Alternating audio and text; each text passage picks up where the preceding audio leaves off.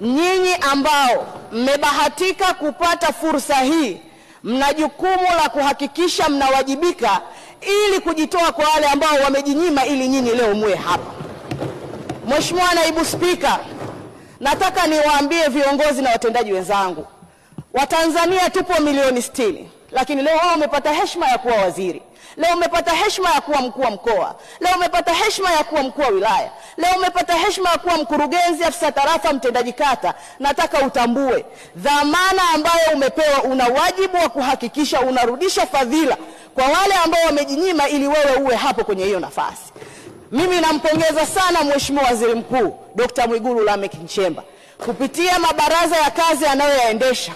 Ametoa mwelekeo wa namna serikali itakavyojipambanua, na amesema siku ya leo hapa, watumishi wote wanaofanya kazi kwa mazoea, watumishi wote ambao hawatimizi wajibu wao, watumishi wote ambao badala ya kuwa suluhu ya kutatua migogoro, wao ndio wanakuwa sehemu ya kuongoza migogoro, hao watumishi hawatavumiliwa na serikali ya awamu ya 6 ya Daktari Samia Suluhu Hassan.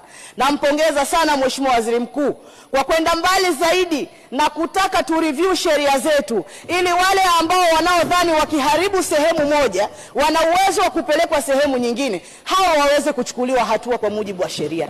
Na hawa watu ndio wanaotia doa serikali yetu. Dr. Samia amefanya kazi kubwa na kazi nzuri sana, lakini baadhi ya watumishi, baadhi ya viongozi wasioitakia mema nchi yetu, wasiokuwa na utayari wa kulitumikia taifa letu, hawa ndio wanaomhujumu Dr. Samia Suluhu Hassan. Na nimuombe sana Mheshimiwa Waziri Mkuu na mawaziri ambao mmepewa dhamana, tunawaamini na hatuna mashaka na nyinyi, nendeni mkawasimamie watumishi ili waweze kufanya kazi kwa mujibu wa sheria, taratibu na kanuni za nchi yetu. Mheshimiwa Naibu Spika, mimi kama mbunge ambaye nawakilisha kundi la vijana, natambua kwamba changamoto kubwa ya vijana ni ajira. Lakini nataka niwaambie vijana wanaonisikiliza huko mitaani, hakuna nchi duniani ambayo imemaliza tatizo la ajira. Maendeleo ni hatua. Serikali ya Dr. Samia Suluhu Hassan imejipambanua. Leo Rais Samia ameahidi kupitia hotuba yake kwamba atahakikisha kunakuwa na kongani za viwanda kwenye kila wilaya. Vijana kupitia viwanda hivi watapata ajira, serikali itakusanya mapato na nchi yetu itapiga hatua kimaendeleo.